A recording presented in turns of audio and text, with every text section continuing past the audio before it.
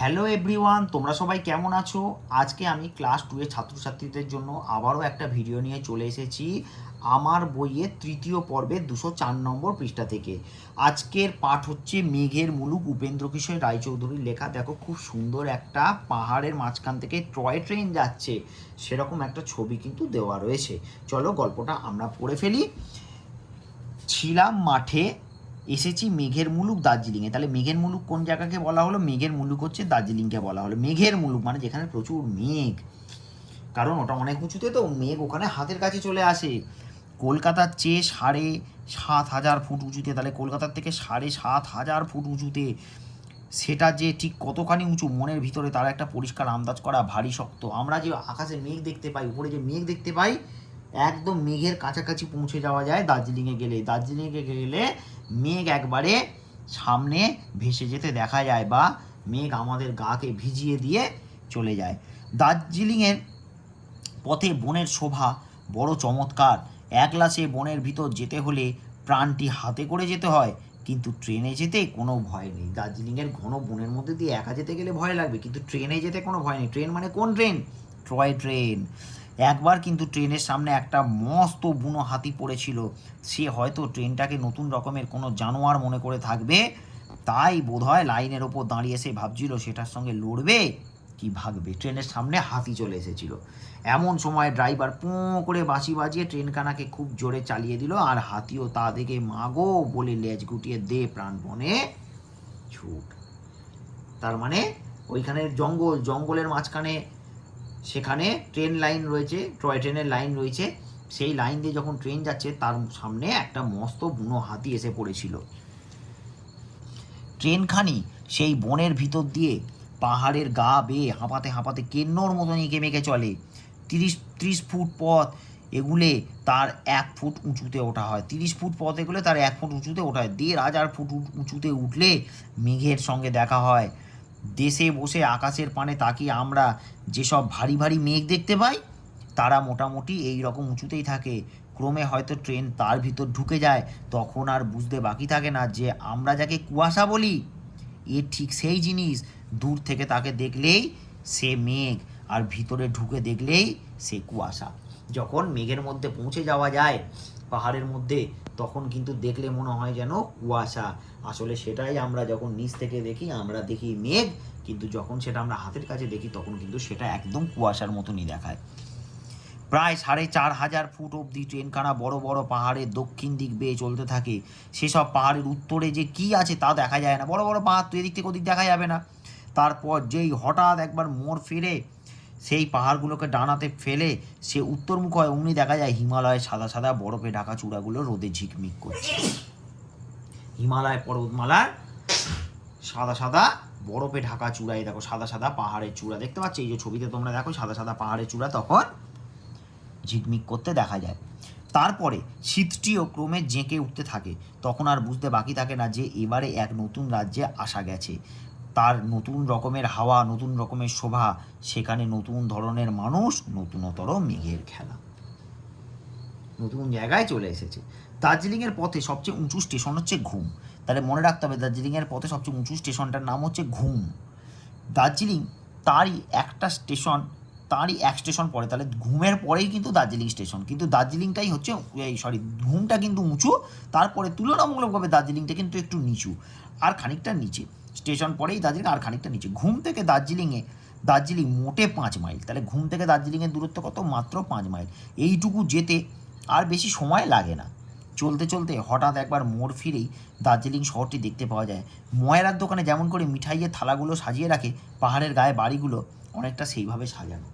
তাহলে ঠিক যেমনভাবে মিষ্টির দোকানের মিষ্টি সাজানো থাকে, ঠিক তেমনই যেন পাহাড়ের গায়ে বাড়িগুলো সাজানো।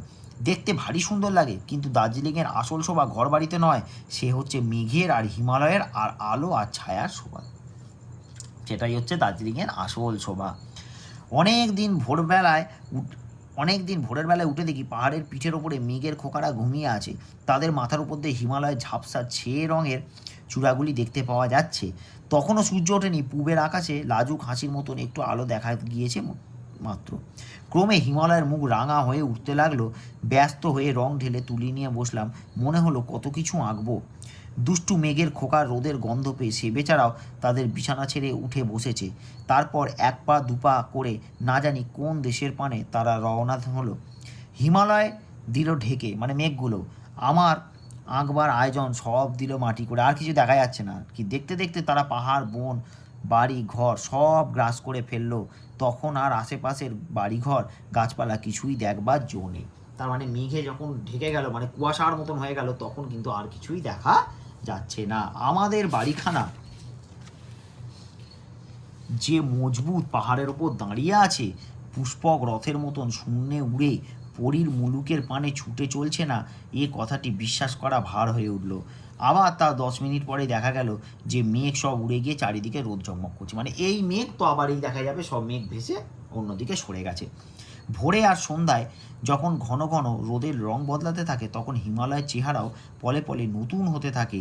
এই মিছরির কুঁদের মতন, এই আগুনের মতন, এই সোনার মতো, এই মুক্তোর মতো, এই গরদের ওপর চাঁদির কাজের মতন, এই খড়ির মতন যেন জাদুকরের ভেলকি। এমনি করে দিনটি কেটে গিয়ে বিকালে আবার সোনার মতন, আগুনের মতন, মানিকের মতন হয়ে পালা শেষ করে। বেগুনি রঙের পাহাড়ের মাথায় সেই মানিকের মতো বরফ, সে যে কি সুন্দর, তার তুলনা কোথাও নাই। রাজরানীর বহুমূল্য পোশাক আর মুকুট তার কাছে লাজে মাথা হেঁট করে। বলছে বরফের যে পাহাড়ের চূড়া তা এতটাই সুন্দর, কোনো রাজরানীর পোশাক বা মুকুটও যেন তার কাছে মানে হেরে যাবে আর কি। এমনি করে রাত্রি এসে উপস্থিত হয়। তখন যদি আকাশে উজ্জ্বল চাঁদ থাকে, তবে তার শোভা হয় যেন আরও চমৎকার। অবশ্য তাতে তেমন তাক লাগিয়ে দেয় না, কাজেই সকলের কাছে তার তেমন আদর নাও হতে পারে। কিন্তু যে বোঝে সে দেখেই বলে, আহা দেখো ছবিটা দেখো, পাহাড়ের গায়ে কিরম বাড়ি থাকে, চা বাগান থাকে, আর এরকম পাহাড়, বরফে ঢাকা পাহাড়। এবারে আমরা চলো শব্দার্থগুলো পড়ে নিই। কী কী শব্দার্থ রয়েছে? আন্দাজ, আন্দাজ মানে হচ্ছে অনুমান। ড্রাইভার মানে হচ্ছে যে চালায়, চালক। দার্জিলিং পশ্চিমবঙ্গ রাজ্যের কিন্তু একটা জেলা। প্রত্যেকেরই নিশ্চয়ই যারা আমার ভিডিও দেখছো তাদের একটা জেলার নাম রয়েছে। কারুর মেদিনীপুর, কারুর বর্ধমান, কারুর বাঁকুড়া, কারুর দক্ষিণ 24 পরগনা, কারুর নদিয়া। তাহলে দার্জিলিংও ঠিক তেমনই একটা জেলা।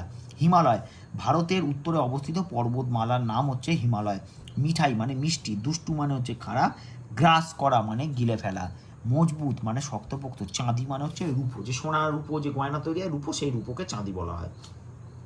এবারে দেখো হাতে কলমে যে সমস্ত প্রশ্ন রয়েছে, চলো আমরা সেই সমস্ত প্রশ্নগুলোকে আমরা এবার করে ফেলবো। দেখো মেঘের মুলুক বলতে লেখক কোন জায়গার কথা বলেছেন? কোন জায়গার কথা বলেছেন?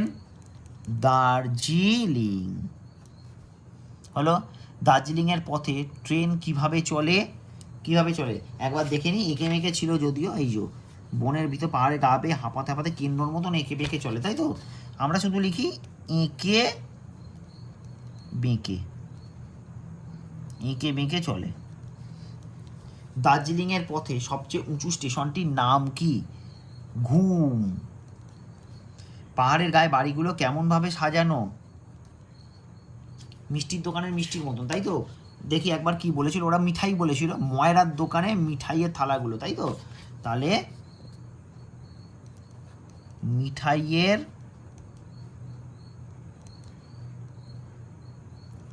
থালায় যেমন ভাবে মিঠাই, আমি আর মিষ্টি লিখলাম না, মিঠাই বলেছে বলে মিঠাই লিখে দিলাম। মিঠাইয়ের থালায় যেমনভাবে মিঠাই সাজানো থাকে, যে মিঠাইয়ের থালায় যেমনভাবে মিঠাই সাজানো থাকে। দার্জিলিংয়ে কোন পাহাড় দেখা যায়?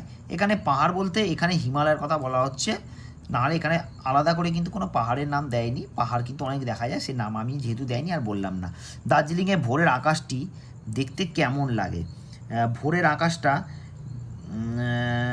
কেমন লাগে? ভোরের আকাশ দেখতে কেমন লাগে? দাঁড়াও, এখানে গল্পের কোথায় ছিল আমার মনে পড়ছে না, যে ভোরের আকাশটা দেখতে কেমন লাগে কোথায় বলেছে, একটুখানি আমি দেখে নিই। অনেকদিন ভোরবেলায় উঠে দেখি পাহাড়ের উপর মেঘের খোকারা ঘুমিয়ে আছে, ভোরের আকাশ, তাই তো?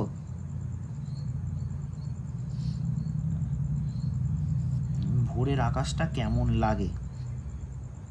হিমালয়ের মুখ রাঙা হয়ে উঠতে লাগলো, ভোরের আকাশ, সূর্য ওঠেনি।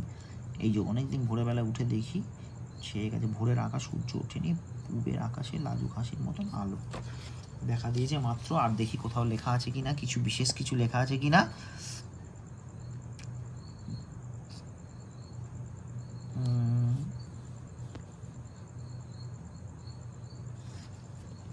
না, সেরকমভাবে লেখা নেই। দার্জিলিংয়ে ভোরের আকাশটি দেখতে কেমন লাগে, এইখানটাই যেটা রয়েছে আমরা সেটাই লিখে দেবো। এই যে পূবের আকাশে লাজুক হাসির মতন আলো দেখা দিয়েছে মাত্র, রাঙা, তাই তো? ভোরের আকাশটি দেখতে কেমন লাগে,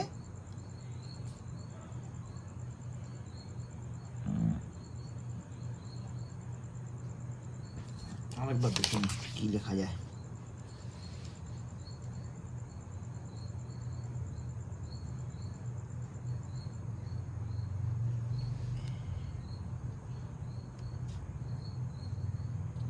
অন্য আর কোথাও কিছু কি বলেছিল ভোরবেলায় কেমন লাগে? ঘুমিয়ে আছে, পাহাড়ের খোঁকা ঘুমিয়ে আছে, হিমালয়ের ঝাপসা দেখতে পাওয়া যায়, তখনও সূর্য ওঠেনি ভোরবেলায়। আকাশের কথা বলেছে, তো আকাশটা দেখতে কেমন লাগে বলেছে।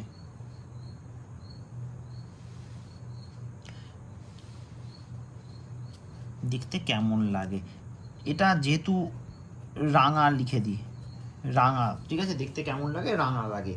সে দেখেই বলে আহা, কে বলে, কে বলে? যারা এই দৃশ্যের সৌন্দর্য বোঝে তারাই বলে আহা। ঠিক আছে, এরপরে দেখো নিচে শব্দগুলি থেকে যুক্ত ব্যঞ্জন খুঁজে লিখি। এখানে দেখো বর্গীর জয় রেপ, দার্জিলিংয়ে বর্গীর জয় রেপ, শক্ততে হচ্ছে কয়ে তয়ে, পরিষ্কারে পেট কাটা মধ্যাহ্ন শয়ে কয়ে, আন্দাজে দন্তে নয়ে দয়ে, ট্রেন টয়ে রফলা, আর মূল্য লয়ে জফলা। মূল্যতে হচ্ছে লয়ে জফলা, হলো? আচ্ছা, এরপরে দেখো গল্প থেকে যুক্ত ব্যঞ্জনের শব্দগুলি লিখি, যুক্ত ব্যঞ্জন খুঁজে লিখি। তাহলে যুক্ত ব্যঞ্জনের শব্দগুলো যেগুলো লিখবো চলো একটু লিখি। স্টেশন, এখানে ছিল দন্তে শয়ে টয়ে। এরকম কিন্তু অনেক শব্দই রয়েছে। এখানে গল্প থেকে খুঁজে আমি কয়েকটা লিখছি। ভেলকি, দেখবে এগুলো সব গল্পের মধ্যেই রয়েছে, তাহলে লয়ে কয়ে হচ্ছে ভেলকি। আচ্ছা, উজ্জ্বল, হর্ষ বর্গী জয়ে জয়ে বয়ে ল, উজ্জ্বল, তাহলে বর্গী জয়ে জয়ে বয়ে, উজ্জ্বল। আচ্ছা, আর হচ্ছে পেট কাটা মধ্যাহ্ন শয়ে পয়ে দিয়েছে পুষ্পক, পুষ্পক, তাহলে পেট কাটা মধ্যাহ্ন শয়ে পয়ে। আচ্ছা, ট্রেন, তাহলে টয়ে রফলা, যুক্ত ব্যঞ্জনে এটা ট্রেন। কেন্ন, সরি এইখানে না লিখে আমি কোন দিকে লিখে ফেললাম, কয়েকার দন্তে নয় নয় ওকার, কেন্ন, তাহলে এখানে হবে শুধু দন্তে নয়ে নয় কেন্ন। ঠিক আছে, দন্তে নয় নয় দিয়ে কেন্ন। আচ্ছা, এরপরে দেখো একই অর্থবিশিষ্ট অন্য শব্দ লিখি যাতে যুক্ত ব্যঞ্জন রয়েছে। তাহলে যুক্ত ব্যঞ্জন রয়েছে, তাহলে সাঁচটাকে আমরা কি লিখবো? সন্ধ্যা, দন্তে নয় দয় জপল আকার আছে, বিযুক্ত ব্যঞ্জন এই যে সন্ধ্যা। আঁকা, অঙ্কন, ওয়ে কয়ে দন্তে নেই যে ওয়ে কয়েটা। পাহাড়, পাহাড় হচ্ছে পর্বত, বয় রেপ, এইটা হচ্ছে যুক্ত ব্যঞ্জন। মাঠ, মাঠ, মাঠ হচ্ছে প্রান্তর, পয় রফলা আকার দন্তে নয় তয় রয়, দন্তে নয় তয়টা হচ্ছে যুক্ত ব্যঞ্জন, পয় রফলাটাও যুক্ত ব্যঞ্জন, প্রান্তর।